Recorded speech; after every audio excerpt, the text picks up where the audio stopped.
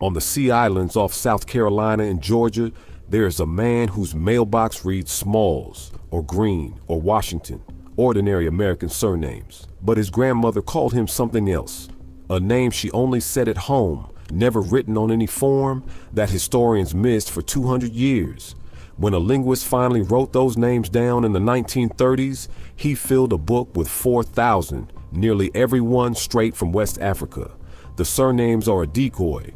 The real African names were hiding in plain sight, and you were taught to look at the wrong ones.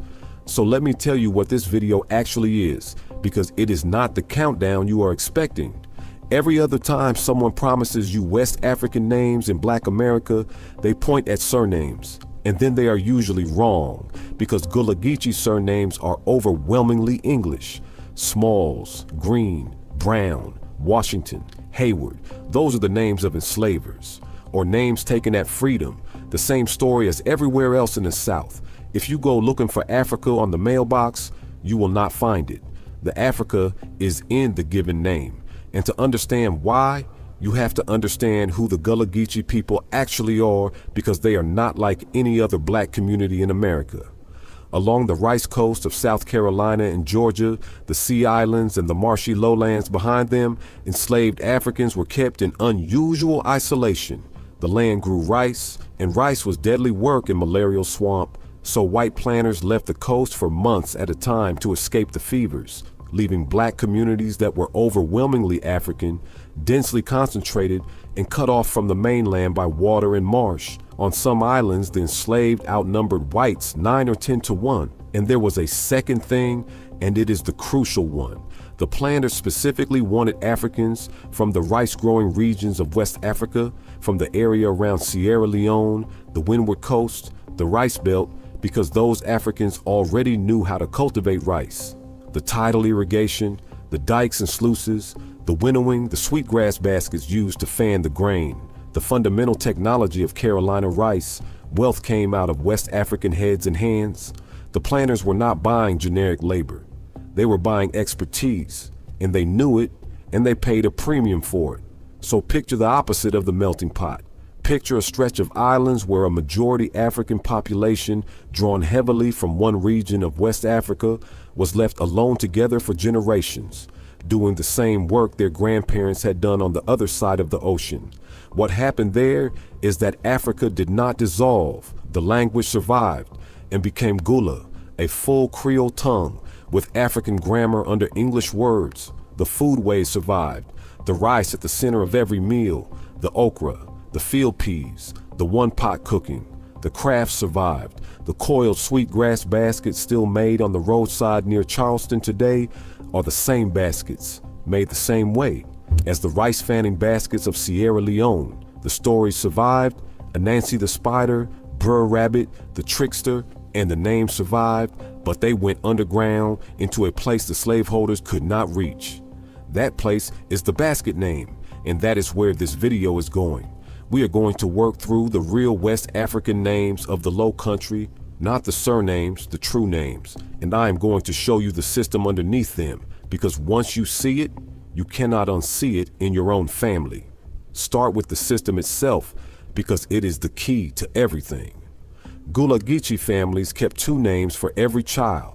There was the English name, the one for the plantation, the census, the church register, the public world, and there was the basket name, sometimes called the day name, the intimate name, used only inside the family and the community, the one your grandmother used.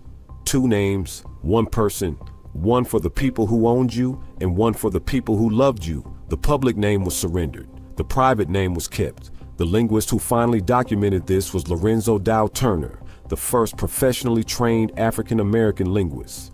In the 1930s, he went to the Sea Islands with recording equipment and simply listened. He recorded hundreds of audio discs of Gullah speakers, and when he published his findings in 1949 in a book called Africanisms in the Gullah Dialect, he had cataloged nearly 4,000 African personal names still in use, drawn from close to 40 African languages: Mende, Vai, Temne, Congo, Yoruba, Fula, Mandinka, Twu, and more. 4,000.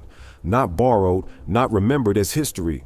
in active daily use as the private names of living people, most of whom had no idea their names were African at all. That last part is the thing to sit with. Turner found Gula people carrying perfect Yoruba names, perfect Menda names, and not one of them knew it. The meaning had been lost, but the name itself had been transmitted, mouth to ear, parent to child, across nearly 200 years in one ocean, intact. The slaveholders took the language off the paperwork. They could not take it out of the cradle, and these were not fragments. They were whole words, carrying whole meanings that the families no longer read but had never stopped speaking. Turner recorded Gula children named with Menda words, a name meaning big drum, a name meaning axe, a name meaning to heal or to save. He found the Yoruba pouring through, names that in Nigeria still describe a person's town, their character, their place in the birth order. He found Kwara, the name for the river Niger, in Hausa and Fulani and other West African tongues, sitting quietly as somebody's basket name on a South Carolina island. He found Muslim names, softened and Africanized, carried by families who had been Baptist for a century and had no memory of an ancestor who prayed toward Mecca. A woman might be called by a name that meant, in a language spoken 2,000 miles across the ocean, born on a Friday, or beloved, or the second daughter, and to her it was simply what her people called her. Understand what that means as evidence. A surname taken from an enslaver tells you who owned your family. A basket name from Mendi or Yoruba or Congo tells you where your family came from. One is the record of the theft, the other is what survived it. Now the deepest layer, and this is the one that will change how you hear names you have known your whole life. The oldest and most widespread African naming system that survived in the Americas is the Akan Day name system from the peoples of present-day Ghana. It is beautifully simple. You are named for the day of the week you were born. Every child gets one automatically. At birth, no decision required. Kwame is a boy born on Saturday. Kofi is a boy born on Friday. Kwaku, Wednesday. Kojo, Monday. Ghana's first president was Kwame Nkrumah, born on a Saturday. The seventh Secretary General of the United Nations was Kofi Annan, born on a Friday. Most Ghanaians alive today carry one of these names, and the names are not empty labels. Each day carries an associated character. The child born on Wednesday is linked to the spider, Anansi, the trickster of the folktales. The child born on Friday is linked to fertility and the earth. A day name is a small statement about who you are. Now watch what those names became when they crossed the Atlantic. Kojo, Monday, became Kujo in the Americas. Kofi, Friday, became Cuffy. Kwaku, Wednesday, became Kwako. Kwasi, Sunday, became Kwashi. And for the girls, the system ran in parallel. Juba, for a girl born on Monday, Beniba on Tuesday, Cuba on Wednesday, Fiba on Friday, Kwashiba on Sunday. These are not guesses. Turner and the scholars after him mapped them precisely, day by day, from the Akan originals to the Lowcountry versions. Kujo, Cuffy, Quash, Juba, Fiba. These names are scattered all through 18th century South Carolina and Georgia slave records, on runaway advertisements, in plantation ledgers, in the columns of the earliest colonial newspapers. They were everywhere, and every one of them silently announces the day of the week an African child was born. According to a calendar from the Gold Coast, a piece of information the child's own descendants, generations later, would carry without knowing they carried it. There is a detail here worth pausing on because it shows how these names hid. Take the girl's name Fiba, born on a Friday. In the mouths of English speakers, and over a few generations, Fiba drifted into Phoebe, an ordinary classical-sounding English name. A family today with a great-grandmother named Phoebe might assume it came from the Bible or a Greek myth. In a real number of cases, it did not. It came from the Akan word for Friday, worn smooth until it looked European. The same thing happened to the day name Abba, which slid into Abby. The African name did not disappear. It put on a costume. Quick thing, then straight into the part that hits home. If any of these names are ringing a bell, a great aunt, a nickname, a name on an old family record you never understood, subscribe now, because I am about to show you how these names disappeared, and then I'm going to show you the one family that traced theirs all the way back to the exact ship. Stay with me. Here is how the names vanished, and it happened in a pattern so regular you can almost watch it dissolve across 3 generations. Take a boy named Kojo, born on a Monday. That is the first generation, fresh from Africa, or 1 generation removed, still carrying the true name. His grandson is not named Kojo, he is named Monday. The family translated the name, kept the meaning, born on Monday, but moved it into English. You will find enslaved men named Monday in January and March and Christmas, all through these records. Those are not random. Those are day names and season names, half translated out of Africa. And the great-grandson, he is not Kojo and he is not Monday. He is Joe. The African name got shortened, anglicized, folded into the nearest ordinary English name. Kojo becomes Joe, and the trail goes cold. Quao, born on Wednesday, slid through Quaco to Jacko to Jack, and then to Jackson, one of the most common black surnames in America. Read that again. One of the biggest black surnames in the country may, in a large number of families, be a West African day name that was worn down over 3 generations until it looked completely English.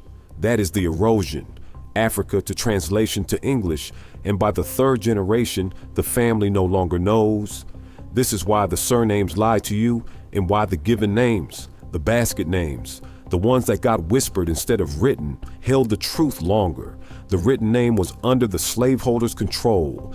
The whispered name was under the families. And that single difference, who controlled the record, decides where you can still find Africa in an American family today. Not on the deed, not on the census line, in the mouth of the oldest person still living, who remembers what everyone was really called. Now, the single most important thing to understand about where these particular Africans came from, because it is what makes the Lowcountry unique. The Rice Coast of Carolina and Georgia was tied by a direct slave trading route to Sierra Leone, and specifically to a place called Bunce Island, a British slave castle in the Sierra Leone River. Bunce Island specialized in exactly what the Carolina rice planters wanted: captives from the rice-growing peoples of the region. Its main business partner in Charleston was Henry Loren, one of the wealthiest slave traders in North America, and later a president of the Continental Congress. The trade ran straight from that castle to that harbor. Historians call this the Sierra Leone-Gula connection, and it is not vague. It is one of the most tightly documented origin links in the entire history of American slavery. When you hear that Gula has hundreds of men and 10 and 5 words in it, this is why. Those are the languages of the Sierra Leone Rice Coast. The Gula did not come from all over Africa in equal measure. A very large share came from one stretch of coast, through one funnel, to one kind of work. And that concentration is the reason so much survived. Culture dilutes when people from 100 different places are thrown together and have only English in common. It endures when 1,000 people from the same region land in the same marsh and keep speaking to each other. And that tight, documented connection is what made possible the most extraordinary genealogical recovery in African American history. Her name was Priscilla. That was the English name a slave dealer gave her. She was about 10 years old when she was taken from Sierra Leone, almost certainly through Bunce Island, and loaded onto a ship called the Hare, which sailed for Charleston on April 9th, 1756, carrying 84 captives. 16 of them died on the crossing. Priscilla survived. She was bought by a rice planter named Elias Ball, taken to Cumming Tea Plantation, and there she lived the rest of her life. She married a man named Jeffrey. She had 10 children. She died in 1811, leaving 30 grandchildren. 2 centuries later, a writer named Edward Ball, a direct descendant of the very family that had enslaved her, went into his own family's meticulous plantation records to write the history of the people they had owned. His book, Slaves in the Family, won the National Book Award, and in those records, Ball was able to build Priscilla's family tree forward, step by step, generation by generation, 7 generations down, to a living woman in Charleston named Tomaline Martin Polite. Then a second scholar, the historian Joseph Opala, an expert on Bunce Island, found the other half. In the archives of the New York Historical Society, he located the actual records of the Hare, the captain's dispatches, the sailing dates, the slave dealer's accounts of the auction, the ship that carried Priscilla. The paper trail now ran unbroken from a 10-year-old girl leaving Sierra Leone on a documented date in 1756, all the way to a speech therapist living in South Carolina in the 21st century. 249 years, one family, one continuous chain of documents. And in 2005, Tomalin Martin Polite flew to Sierra Leone. They called it Priscilla's Homecoming. It was a national event. Crowds lined the roads. She walked into the ruins of the Bunce Island prison that had held women and children bound for America, and she stood where her 7 times great-grandmother had stood before the sea took her. A descendant went home on behalf of an ancestor who never could. That is what these records can do. That is what is actually at stake in a name. Now the science, because DNA and this history fit together in a very specific way here. For most African Americans, a DNA test returns a spread, a range of West and Central African regions, because most enslaved people's descendants come from many points of origin blended together over generations. The result is real, but it is wide. Nigeria, Ghana, Senegal, Cameroon, Congo, all at once, because that is genuinely how most families were assembled by the trade. But the Gullah Geechee are genetically somewhat different, and researchers have found it because the community was so isolated on the Sea Islands and drew so heavily from the Sierra Leone rice coast and married within itself for generations rather than mixing outward. Gullah descendants often show an unusually concentrated, unusually direct African genetic signal, frequently pointing back toward that same Sierra Leone and Windward Coast region the historical records describe. In some studies, Gullah samples carry a higher and less diluted proportion of African ancestry than African Americans generally, with less European admixture, exactly as you would predict for a population left alone on islands for 2 centuries. The DNA and the ship manifests are telling the same story from 2 different directions, and they meet in the same place. And now the honest word, because this channel does not deal in wishful thinking. A DNA test cannot hand you an African name, and it cannot hand you a village. It can tell you a region, often for Gullah descendants, a strikingly specific one, but a region is not a lineage. Priscilla's story is famous precisely because it is almost unique. Opala himself called it lightning striking twice. Most families do not have a slaveholder like Edward Ball, who kept obsessive records and a surviving ship manifest sitting in an archive. For most, the chain is broken somewhere and no test rejoins it. And here is the harder truth, the one this whole video has been building toward. The African name in your family is probably not on any document at all. It was never meant to be.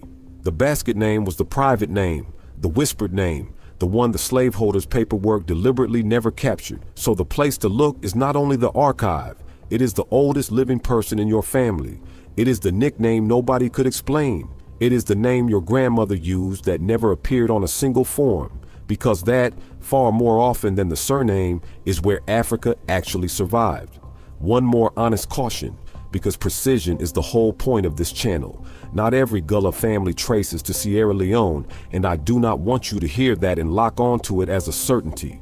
The Rice Coast pulled heavily from the Windward Coast and Sierra Leone, yes, but also from the Congo-Angola region, from the Bight of Biafra and its Igbo peoples, from Senegambia. There is a place on the Georgia coast called Igbo Landing, on St. Simon's Island, named for a group of captive Igbo people who, the story goes, walked into the water together rather than be enslaved. A different nation entirely, remembered in a different place, in a different act of refusal.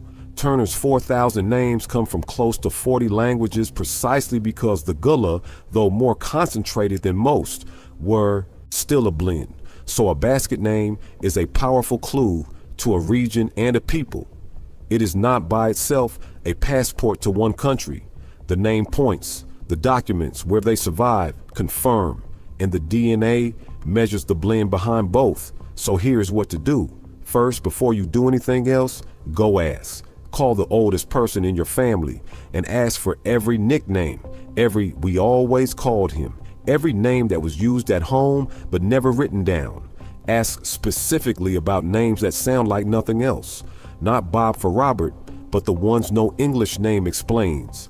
Write them down now, today, before that generation is gone, because those names are not in any database and they die with the people who remember them.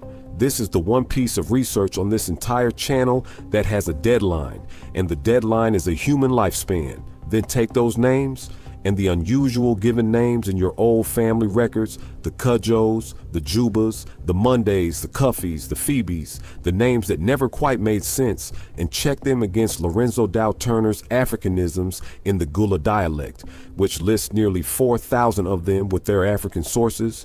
It is in libraries and archives, and Turner's original field recordings, the actual voices, are preserved at Indiana University. Then if your family traces to the South Carolina or Georgia coast, search the Lowcountry specific record sets, the Rice Plantation records, the Charleston slave sale advertisements, and the work of the Sierra Leone Gullah scholars. And for the deep documentary trail, the same enslaver records and estate papers we have covered before, because a name like Priscilla's was findable only because someone matched the private family knowledge to the written plantation record. Tell me in the comments, the name, not the surname, the basket name, the one from home, the one nobody could explain. Put it below, because someone watching may know exactly what language it comes from. Next video, we take one of those unexplained family names and we run it through the whole system. Turner's catalog, the day name calendar, the ship routes, and we find the language it came from. You bring the name, I will help you find where it started.